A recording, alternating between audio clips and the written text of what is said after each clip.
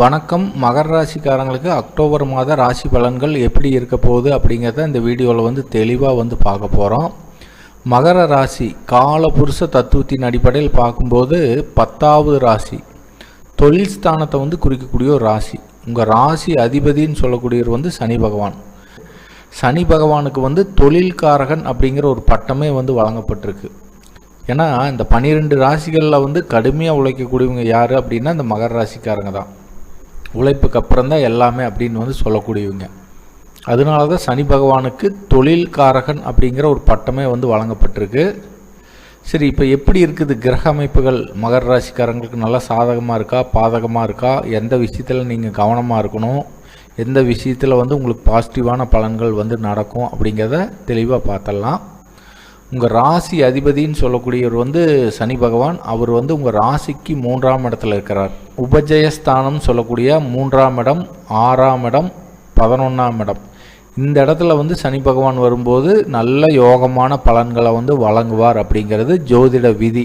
3ஆம் இடத்துல சனி பகவான் இருக்கிறது நல்ல ஒரு அதிர்ஷ்டத்தை கொடுக்கக்கூடிய ஒரு அமைப்பு தான்.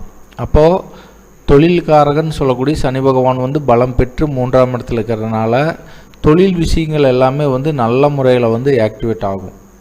மகர ராசிக்காரங்க வேலைக்கு போகிறவங்களா இருக்கட்டும், இல்லை சொந்த தொழில் பண்ணுறவங்களா இருக்கட்டும், இல்லை வியாபாரம் பண்ணுறவங்களா இருக்கட்டும், இவங்களுக்கு எல்லாத்துக்குமே தொழில் சார்ந்த விஷயத்தில் உங்களுக்கு ஒரு நன்மையான பலன்கள் அதிகமாக நடக்கும். ஒரு நல்ல வருமானம் இருக்கும். இதில் எந்த ஒரு தங்கு தடைகளும் ஏற்படாது. மகர ராசிக்காரங்க வேலைக்காரங்களை வச்சு வேலை வாங்கிட்டு இருக்கிற மகர ராசிக்காரங்களுக்கு அந்த வேலைக்காரங்க மூலிமா ஒரு நல்ல முன்னேற்றங்கள் ஏற்படும். வேலைக்காரங்களே சரியாக அமையாத மகர ராசிக்காரங்களுக்கு இனிமேல் வேலைக்காரங்க நல்ல முறையில் அமைவாங்க. இது சிறப்பாக நடக்கும். அப்புறம் 3ஆம் இடம் தான் முயற்சி ஸ்தானம். அப்போ அந்த இடத்துக்கு உங்கள் ராசியாதிபதி போகும்போது அதிகமாக முயற்சிகள் எடுப்பீங்க. நடக்குதோ நடக்கலையோ ஒரு முயற்சி பண்ணி பார்த்துடலாங்கிற அந்த உந்துதல் உங்கள்கிட்ட இருக்கும். அதனால் எந்த ஒரு விஷயத்தையுமே முயற்சி பண்ணி பார்ப்பீங்க. அப்புறம் இளைய சகோதர ஸ்தானம் அப்படிங்கிறதும் 3ஆம் இடம் தான். அப்போ இளைய சகோதர சகோதரிகள் மூலிமா ஏதாவது ஒரு சப்போர்ட் கிடைக்கிறது, அவங்க மேலே உங்களுக்கு ஒரு பிரியம் ஏற்படுறது, இந்த மாதிரி ஒரு சுப பலன்களை ஏற்படுத்தி கொடுக்கும். மனோதைரியத்தை அதிகரிக்கும். அப்புறம் 3ஆம் இடங்கிறது தகவல் தொடர்பு விஷயங்களையும் குறிக்கிறது. தகவல் தொடர்பு சார்ந்த விஷயத்துலேயும் உங்களுக்கு ஒரு நன்மையான பலன்கள் நடக்கும். பத்திரம், டாக்குமெண்ட்ஸு, கம்யூனிகேஷன் சார்ந்த விஷயங்கள் எல்லாமே உங்களுக்கு நன்மையான பலன்கள் நடக்கும். சுகாதிபதி, லாபஸ்தான அதிபதின்னு சொல்லக்கூடிய செவ்வாய் பகவான் உங்கள் ராசிக்கு 10ஆம் இடம்னு சொல்லக்கூடிய கேந்திரஸ்தானத்தில் அமர்ந்து குருவுடைய பார்வை வாங்கி என்னுடைய 7ஆம் பார்வையாக உங்கள் ராசிக்கு 4ஆம் வீட்டை பார்வை செய்கிறார். அப்போ 4ஆம் வீட்டை செவ்வாய் பகவான் பார்வை செய்கிறது. 4ஆம் அதிபதியும் கூட. 4ஆம் அதிபதியாக இருந்து அவர் 4ஆம் வீட்டை பார்வை செய்கிறது சிறப்பு. அப்போ 4ஆம் இட விஷயங்கள் எல்லாமே உங்களுக்கு நல்ல முறையில் ஆக்டிவேட் ஆகும். 4ஆம் இடம் தான் வீடு, வண்டி, வாகனங்கள், தாயாரை குறிக்கிறது, உறவினர்களை குறிக்கிறது, நண்பர்களை குறிக்கிறது 4ஆம் இடம் தான். அப்போ அது சார்ந்த விஷயத்தில் உங்களுக்கு ஒரு நன்மையான பலன்கள் நடக்கும். ஒரு சில பேர் லக்ன ரீதியாக நல்ல தசாபுத்திகள் நடந்துட்டு இருந்ததுன்னா இடம் வாங்கிறது, வீடு வாங்கிறது, இந்த மாதிரி சுப பலன்களை அதிகமாக ஏற்படுத்தும். ஒரு சில பேர் வீடு மாற்றணும், நல்ல வீட்டுக்கு போகணும்னு நினச்சிட்டு இருக்கிறவங்களுக்கு அது ஆட்டோமேட்டிக்காக கிடைக்கும். அப்புறம் தாயாருடைய ஆரோக்கிய விஷயங்களும் நல்ல முறையில் இருக்கும். 4ஆம் அதிபதி தான் கல்விஸ்தான அதிபதி. அப்போ அந்த கல்விஸ்தான அதிபதிக்கு குருவுடைய பார்வை வாங்கி அவர் 4ஆம் வீட்டை பார்க்கறதுனால படிக்கக்கூடிய மகர ராசிக்காரங்களுக்கு எல்லாமே நல்ல ஒரு மதிப்பெண்கள் கிடைக்கும். படிக்கக்கூடிய இடத்துல ஒரு நல்ல பேர் வாங்கறதுக்கு உண்டான ஒரு அமைப்பு, சூழ்நிலை இதெல்லாமே ஏற்படுத்தி கொடுக்கும். உங்கள் ராசிக்கு 6ஆம் அதிபதி பாக்கியாதிபதின்னு சொல்லக்கூடிய புத பகவான் உங்கள் ராசிக்கு பாக்கி ஸ்தானத்தில் இருக்கிறது சிறப்பு. நல்ல ஒரு அதிர்ஷ்டத்தை கொடுக்கக்கூடிய ஒரு அமைப்பு தான் இது. பாக்கியாதிபதி பாக்கி ஸ்தானத்தில் இருக்கிறது நல்ல ஒரு அதிர்ஷ்டத்தை கொடுக்கும். அவர் எப்போ பயிற்சி ஆகிறார் அப்படின்னா அக்டோபர் 3ஆம் தேதி அவர் துலா ராசிக்கு பயிற்சி ஆயிடுவார். புதன் அக்டோபர் 3ஆம் தேதி துலா ராசிக்கு பயிற்சி ஆயிடுவார். அதுக்கப்புறம் உங்கள் ராசிக்கு ராஜ யோகாதிபதின்னு சொல்லக்கூடிய 5ஆம் அதிபதி, 10ஆம் அதிபதின்னு சொல்லக்கூடிய சுக்கிர பகவான் உங்கள் ராசிக்கு 8ஆம் இடத்துல கேது பகவான் கூட இணைஞ்சிருக்கிறார். இது ஒரு சின்ன மைனஸ் தான். சுக்கிரன் எப்போ பயிற்சி ஆகிறார் அப்படின்னா அக்டோபர் 10ஆம் தேதி அவர் சிம்ம ராசி விட்டு கன்னி ராசிக்கு பயிற்சி ஆயிடுவார். இந்த 9ஆம் இடம் உங்கள் ராசிக்கு 9ஆம் இடத்துல வந்து கன்னி ராசியில் வந்து அவர் வந்து நீச்ச பலம் அடைவார். அப்படின்னாலுமே 9ஆம் அதிபதின்னு சொல்லக்கூடிய புத பகவானும் 10ஆம் அதிபதின்னு சொல்லக்கூடிய சுக்கிர பகவானும் வந்து பரிவர்த்தனை யோகத்தில் வந்து வருவாங்க. அதாவது சுக்கிரன் வீட்டில் புதன், சுக்கிரன் வீட்டில் புதன், புதன் வீட்டில் சுக்கிரன், இப்படி இருக்கும்போது பரிவர்த்தனை யோகத்தில் வந்து 9ஆம் இடம் 10ஆம் இடம் வந்து அதிகமாக வந்து பலம் அடையும். அப்போ தொழில் சார்ந்த விஷயத்தில் வந்து உங்களுக்கு நல்ல ஒரு அதிர்ஷ்டங்கள் வந்து வரும்.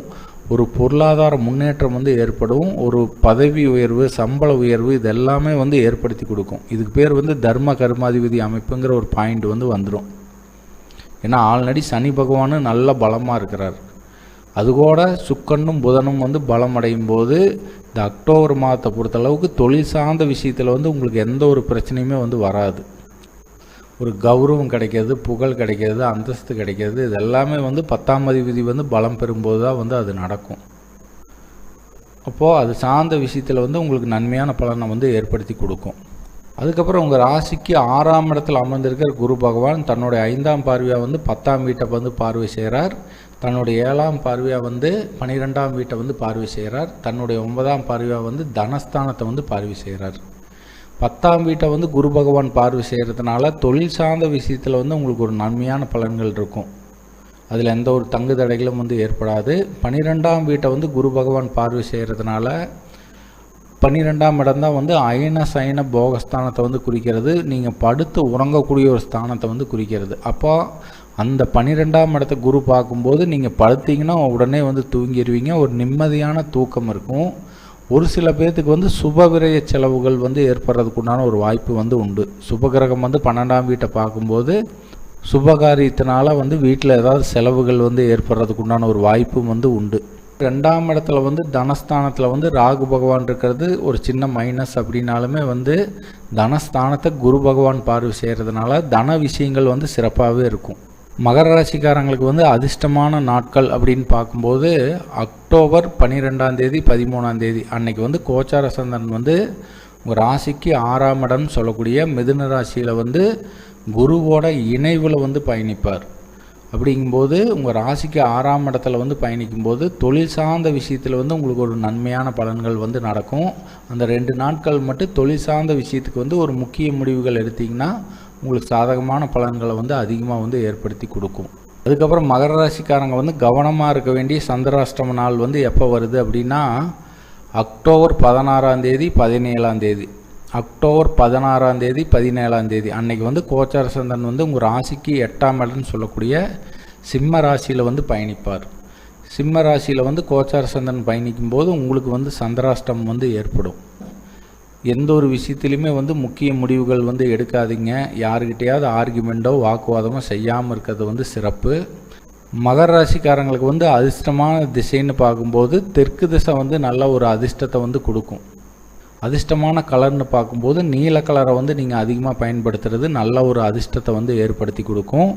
வழிபாடுன்னு பார்க்கும்போது உங்கள் ராசி அதிபதின்னு சொல்லக்கூடிய சனி பகவானுக்கு அதிதெய்வங்கள்னு சொல்லப்படக்கூடிய காவல் தெய்வங்களை வந்து நீங்கள் தொடர்ந்து வழிபாடு செய்யலாம். கருப்பராயர், முனீஸ்வரர், காலபைரவர், ஆஞ்சநேயர் வழிபாடும் பண்ணுறது வந்து நல்ல ஒரு அதிர்ஷ்டத்தை வந்து ஏற்படுத்தி கொடுக்கும். சனி பகவானால் ஏற்படக்கூடிய யோகங்கள் வந்து உங்களுக்கு பரிபூர்ணமாக கிடைக்கப்பெற்று நல்ல ஒரு அதிர்ஷ்டங்கள் வந்து உங்களுக்கு நடக்கும்னு சொல்லி மீண்டும் அடுத்த ராசியான கும்பராசியில் சந்திக்கலாம் நண்பர்களே. வணக்கம், வாழ்த்துக்கள். வணக்கம். ஜாதகம் வந்து எந்தெந்த விஷயத்துக்கெல்லாம் பார்க்கலாம் அப்படின்னு பார்த்தோம்னா, அதாவது ஒரு குழந்தை பிறக்குது அப்படின்னா அதிர்ஷ்ட பேர் அந்த குழந்தை பிறந்த நேரத்துக்கு லக்ன ரீதியாக வந்து எந்த கிரகங்கள் வந்து பலமாக இருக்குதோ அந்த கிரகத்துடைய கூட்டு எண் வர்ற மாதிரி வந்து ஒரு அதிர்ஷ்ட பேர் வந்து வைக்கலாம். அதுக்கு வந்து கண்டிப்பாக ஜாதகம் பார்க்கணும். அதுக்கப்புறம் வந்து பார்த்திங்கன்னா கல்வி, அந்த குழந்தை வளர்ந்ததுக்கப்புறம் வந்து என்ன படிக்கும், படிப்பு வந்து நல்லா வருமா இல்லை வராதா அப்படிங்கிறதையும் வந்து ஜாதகத்தில் பார்க்கும்போது தெரிஞ்சிடும். 6ஆம் பாவம் வந்து நல்லா வலிமையாக இருந்ததுன்னா அடிமை வேலை வந்து பார்ப்பார். 10ஆம் பாவம் வந்து நல்லா வலிமையாக இருந்து தசாபுத்திகள் நல்லா இருந்ததுன்னா சொந்த தொழிலும் வந்து அந்த ஜாதகர் வந்து பண்ணுவார். அதுக்கப்புறம் வந்து காதல் சம்மந்தப்பட்ட விஷயங்கள், காதல் திருமணம் ஏற்படுமா இல்லை காதல் பண்ணி ஏதாவது ஏமாற்றம் ஏற்படுமா அப்படிங்கிறதையும் வந்து ஜாதகத்தில் தெரிஞ்சிடும். அதுக்கப்புறம் வந்து திருமணம் சார்ந்த விஷயங்கள், மனைவி வந்து எப்படி வரும், மனைவி வந்ததுக்கப்புறம் இவருக்கு யோகமா யோகம் இல்லையா, எந்த திசையிலேருந்து வரும், எப்படி வரும், கூட பிறந்தவங்க எவ்வளோ பேர் இருப்பாங்க அப்படிங்கிறதையும் ஜாதகம் பார்த்து நம்ம தெரிஞ்சுக்கலாம். அப்புறம் வந்து உடம்புல வந்து நோய் தொந்தரவுகள், ஒரு சில பேர் வந்து பார்த்திங்கன்னா அதிகமாக வந்து மெடிசன் எடுத்துகிட்டே இருப்பாங்க. தேவையில்லாமல் ஏதாவது உடம்புல வந்து சின்ன சின்ன ஆரோக்கிய குறைபாடுகள் வந்து வந்துகிட்டே இருக்கும். இதையும் வந்து நம்ம ஜாதகம் பார்க்கும்போது தெளிவாக வந்து தெரிஞ்சிடும். 6ஆம் பாவம் வந்து 1ஆம் பாவ தொடர்பு பெற்று தசாபுத்திகள் நடந்துட்டு இருந்ததுன்னா அந்த நேரத்தில் வந்து அவங்களுக்கு ஆரோக்கிய குறைபாடுகள் வந்து வரும். அது எப்போ முடியும், இன்னும் இறை வழிபாடு பண்ணால் அந்த நோய் வந்து கண்ட்ரோல் ஆகும் அப்படிங்கிறத உங்களுடைய ஜாதகத்தை பார்க்கும்போது தெளிவாக வந்து தெரிஞ்சிடும். அதுக்கப்புறம் வந்து வழக்கு வருமா, வழக்கில் வந்து உங்களுக்கு வெற்றி ஏற்படுமா தோல்வி ஏற்படுமா அப்படிங்கிறதையும் தெரிஞ்சுக்கலாம். அதுக்கப்புறம் வந்து கடன் பிரச்சனை வந்து நிறைய பேர் வந்து கடனில் வந்து இருக்கிறாங்க. இந்த 6ஆம் பாவம் வந்து அதிகமாக பலம் அடைஞ்சிருச்சு அப்படின்னா அந்த கடன் பிரச்சனை வந்து அவங்களுக்கு இருந்துக்கிட்டே இருக்கும். 11ஆம் வீட்டில் இருக்கிற கிரகமோ இல்லை 11ஆம் அதிபதியோ வந்து தசாபுத்திகள் நடக்கும்போது தான் வந்து அந்த கடன் வந்து படிப்படியாக அடையறதுக்குண்டான ஒரு அமைப்பு வந்து ஏற்படும். இது எல்லாமே வந்து நம்ம ஜாதகம் பார்த்து தெளிவாக வந்து தெரிஞ்சுக்கலாம். உங்களுக்கு என்கிட்ட ஜாதகம் பார்க்கணும்னு தோணுச்சுன்னா கீழே தெரிகிற அந்த வாட்ஸ்அப் எண்ணுக்கு வந்து நீங்கள் காண்டாக்ட் பண்ணுங்கள். நான் உங்களுக்கு ஜாதகத்துக்கு வந்து 500 ரூபா வந்து நான் ஃபீஸ் வந்து வாங்குகிறேன். தெளிவாக வந்து உங்களுக்கு சொல்லுவேன். உங்களுடைய ரகசியங்கள் வந்து கண்டிப்பாக வந்து பாதுகாக்கப்படும். நன்றி, வணக்கம்.